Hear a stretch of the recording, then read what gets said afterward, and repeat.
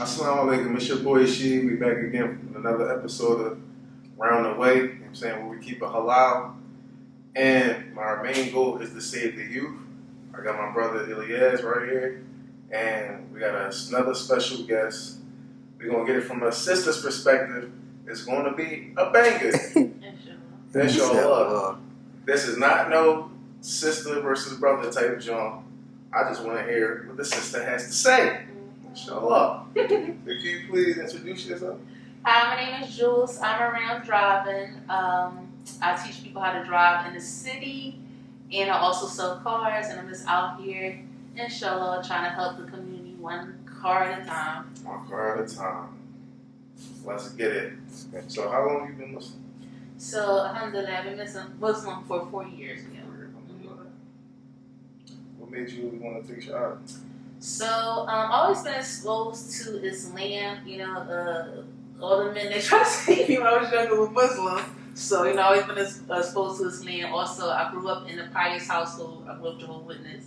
So, I had exposure to not having any type of, you know, man-made holidays and stuff like that. So, You ain't never knock on my door, right? I might have. I might. Yeah, I was not gonna do it. Everybody understand that. But they still that type of, and they also believe in Tawheed, with, you know, one is God and not, you know, equating Jesus to God. So yeah, so I had that type of exposure. So I already had that type of mindset, sort of, kinda, and I always used to research religion. But I became Muslim 4 years ago after I was in an abusive relationship with a Muslim brother. So a lot of people always ask me, well, I don't want to call him a Muslim brother, but a believer. I can see your neck, dude. Oh, you can see my neck. Thank you. But anyway, I became Muslim after an abusive relationship with a believer. I won't call him quite a Muslim.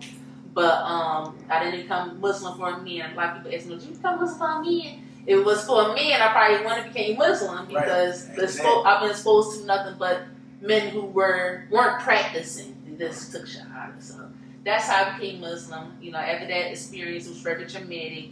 I took shahada, and after that, it's just been like, it's been a road, man. I definitely applaud you, I'm saying, because stuff like that can drive somebody away from the deen. You know, it's kind of traumatizing. Strong. Thank you. Strong. Real. So how do you navigate, like, how did this thing change your life? Besides just covering, but what changes did it equally, like, you know, lead to? It gave me a sense of purpose, and it put things back into perspective. So, like, I thought my purpose was to just find out what type of job I was supposed to have, you know what I'm saying, like just chasing things in the dunya. So being a Muslim, basically my job is to worship Allah subhanahu wa ta'ala and to help my sisters and my brothers and my family afterwards. Right. So it also gave me not just covering, it gave me self-work, because it's like, okay, you know, not everybody can have access to you. If I knew that when I was younger, I'd probably be much more confident back then, because I was so trying to please everybody, and if somebody want to get to know me, let me get to know you, like, you know what I'm saying, like, no, like, when you become a Muslima, you know, I don't even have to talk to you, sir, like, you know what I'm saying, like, I don't have to talk to you, like, you don't have to know nothing about me, you know, I see how you look, but you don't see how I look, like, you know, this just gives you that little sense of, like, you know, access denied, like, you know what I'm saying, yeah, exactly, basically. Right. So, what part of the city are you from? Are you from Philly? Yeah, I'm from Philly. I'm from uptown, like it's called Somerville area near Borden Island or whatever. You know what I mean? So that's why. Is that considered bad land as well? No, that's not considered bad land. That's what they call it. SB. They call it the land. They do call it the land. Like the young bulls now call it the land, but it used to be much different when I was growing up. Now it's way worse, but you know, I guess that's just Philly.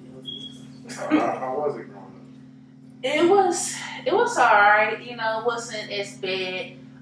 You know, growing up around Borden Island, you're exposed to a lot because, you know, you're getting off of school, you're getting off at Borden Island, you see the bulls around the way, the old heads trying to talk to you. That's a dangerous place. Yeah, that is a wild especially place. for a young girl. B&O is a wild right, place. And I was growing up when it was just be night on Broadway, the strip club right there, you know what I'm saying? Like, you got all these deviants around and they see these young girls and they know that they see them in khakis and everything, and they trying to talk to you. They grown men. Predators. Yeah, so yeah, a lot of predators are around Broad Island. This is what it is, you know what I'm saying? Because it's that big old hub right there. So growing up around here definitely taught me you can't trust everybody with a smile. Because, they see that you're young, you see that you're bright-eyed, and they want to take advantage of you. So, and it also helped me prepare me, for my daughter and my children. Like, all right, I see what I went through now. I know that's what you going to go through.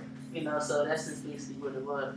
So being as though like you fairly still new in your Shahada, how did your family being so strict, Jehovah's Witness, how did they take it? My mom, at first she was resistant. She thought it was for a man. She wasn't always Jehovah's Witness. She became a Jehovah's Witness for my father. My father also was Muslim at one time, but he became a Jehovah's Witness, you know what I'm saying? So, yeah, so, it is what it is. But, but she's cool with it now. She sees that I'm firm in my faith, excuse me. But when I first started, sometimes you waver, and she's like, "You're not a real Muslim," you know what I'm saying? The whole thing. Yeah, and then when she sees, she's like, "Oh wow, you're really blessed," and she's real open to it. My dad, he's open to it, obviously, because he's been in all types of religions, so he's open to it. So it is what it is. I feel like all new shahadas got the prove it. You're not or you're not a real Muslim. You're doing it for something else. Especially when you want me doing it for a man, you doing it for a man. It's like, this man is crazy. Like, I ain't doing it for no man. Dang, that's crazy. So like holidays and stuff, it got like in the beginning it was awkward. Now it's like a smoother. Well, they don't celebrate holidays. My mom did. So as a witness, when I was a kid, my dad's family they're all from North Philly. They so used to me not being around for holidays because we was the whole witness. So it's like, you had a new reason. Yeah, it's really not that much difference. You know what I'm saying? For as far as holiday is, but that's crazy how that like you was already low-key on the road. Right, exactly. It's like just preparing me for later in life, basically. Do you have an education background? What you mean? Like, did you go to college? Oh yeah. I went to Westchester University. I went to CCP. WCU, and it was alright out there. I wish I didn't go to college for that's how bad, but like, yeah, it was a waste of time. It was a waste of money. Yeah, because those credits went bad, and I still gotta pay the loan. And river, you know what I'm saying? Like, it really is like slavery, which is why I lost me and what the other tell you not to get not to get loans. Right. It's like they call you like they your master with a whip. So I understand. If I knew that then, I would have definitely not won. So what made you want to start selling cars in the car business? I always loved cars. You know what I'm saying? I always went to car auctions by myself, get a car for myself. You know what I mean?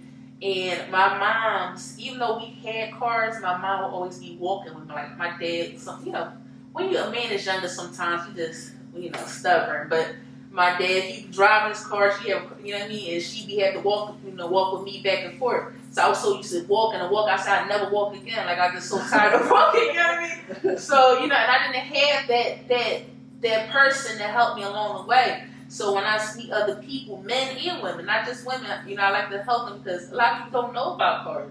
You know what I mean? They think it's just women. It be men too. They be real dumb with it. Like, you know what I mean? They call me, Jules, so what I gotta do? Like, you know what I mean? So I just help people with it. Yeah, it gives me joy. I'm one of them boys.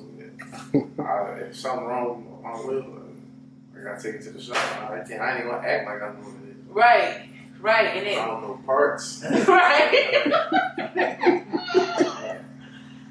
Yeah, just let me know. I'll help you out. I fix change a spare. What? Hey, shit. Oh, you going to learn that, though. AAA. Yeah. I used to work there, so that's how I know. Yeah, AAA always come in. It's better when you just keep the jack in your trunk and just went. Yeah. So you've been Muslim 4 years. We about to get into it. 4 years.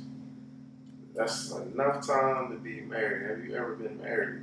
I've never been married, but they do be asking. Don't think, you know what I mean? Don't think I don't have options.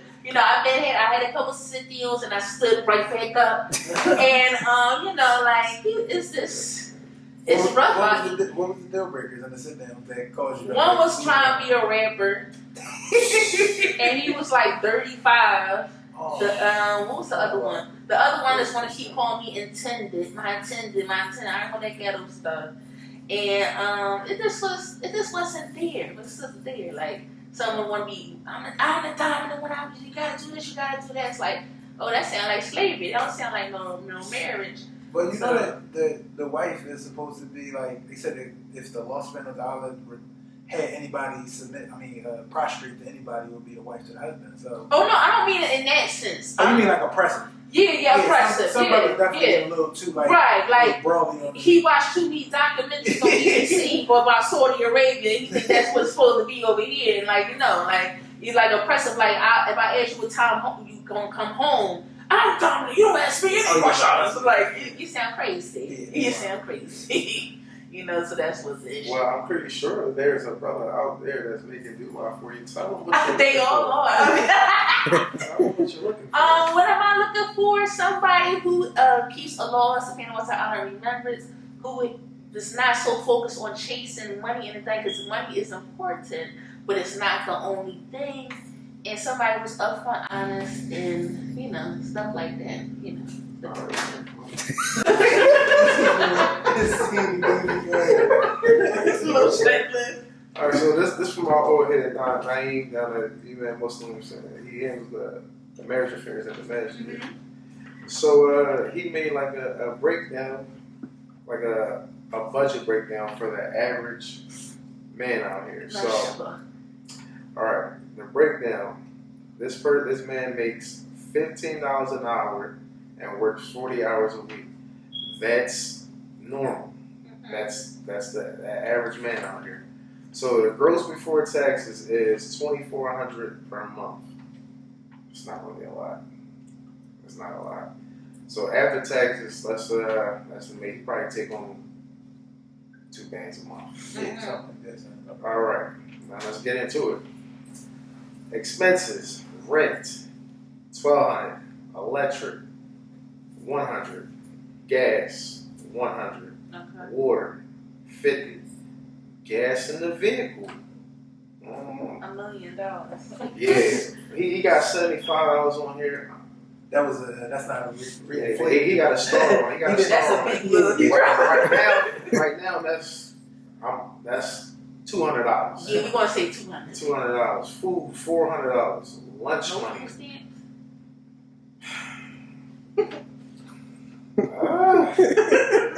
Wow. Even Lunch if you money. take the food out, that's still his check is done. His check is done. It's done. Right. Lunch money, $70. Car insurance, $120. Cell phone, $160. All right, so in total, well, not with the $200 of gas. In total, that's $2,000, $275. Not including cable, clothes, children, and school supplies and uniform. So, brother, well, can this brother get married? Can this brother get married? I mean, yeah, anything was possible with Los Pinos with Allah. Can he get married with Jules? Can So he come me- sit down? Can he come say, sis, I'm making I'm pulling down $2,000 at the taxes? Nah. It's gonna be honest with you. And I'm not saying it like that. That's for me because my needs is different. You know what I'm saying? And also I don't want to be looked like. I don't want to be looked at like he resentful towards me because I work. You know what I'm saying? Some men, when they see that you work and you do a business, they look at you like, ching, ching, ching, ching, ching. I'm not the man. Just like you see a woman supposed to, how am I supposed to submit to a man if I gotta be pulling the weight too? So, you know what I mean? Like, I don't want to have to feel like I have to do that. Now, I'm not saying that that's poor or something. That's the time when brothers need help. Okay, well, I mean, listen, these the brothers. why helps a lot. You gotta live the life Allah gave you. Okay, well, alhamdulillah, I haven't met any brothers who ask me for help, and I don't plan on it. But, you know what I'm saying, it's this, it is. So you're gonna wait for the brother that got the bag. They around. I'm around. They around the way. Alright, so alright, let's go back to this real quick. Okay, go back to it. Alright, let's say Say this brother got all the characteristics that you look for in a man. It's just he just had this one problem. What's the problem? The The finances. finances. Oh, that's the problem. Yeah. Oh, okay. Would you still consider marrying this brother? Like would you like help? How am I helping him? What am I supposed to do? Help with the bills. Yeah. Huh? Help with the bills. The bill. What if he tells you like he coming in and like, yo, I can pay the rent, but can you help me out with the utilities? Can you take care of this? Oh, I can take it. Yeah, I can do That's what I'm saying. Something Yeah. like not just as strictly because in the situation we live in. I'm not like, going ahead. No, I'm not. No. I would definitely. At the end of the day, he's still the man, so I don't feel like y'all should both be kicking out the same. Because that's direction. what I was. That's what I thought y'all was getting at. No. I was No, thinking, no. personally, I'm thinking more like he take care of the major bills, and then it's like, all right. Yeah, I can pay the electric and the water, and So you willing to help out? Yes. You Yeah. willing to help out? the gas is kind of high. Though. That's like the highest bill. But I can pay the electric and the water, and Cable. oh, we don't need cable. We got the fire stick. We got We got the fire stick. We scrambling. Like, Yeah, we good. We need to spend our free time focusing. Yeah, on we don't need right. We need to just read the Quran or something, do something like that. But I think that's good that you gotta, because some sisters, like, a lot of sisters nowadays, they want theirs in blood. Like, they be like, brother, I don't care if you work 58 hours, I don't care how much you working, I want my hop. And it's like, sis, and then when he come home, he burnt out because he didn't work 7 days, 12 hours a day. They like, oh, he don't touch me, he don't give me no attention. Since he's about to die. Or now he's selling Haran. He out here on the block because he's Yeah. trying to take it. It's like, that's where, like he said, the shepherd's brother, that put their back against the wall. Mm-hmm. It does. But you gotta think of it too like this. Sometimes, I'm not saying all sisters that think of it like that. Sometimes they do that because they want to ensure that you don't get a second wife. So if you making sure that you spending all the money on them, you ain't got no way to spend on no second wife. So when you come to me to ask me for a second wife, you don't make enough of money for that. And he like, dang, I really don't make enough money for that.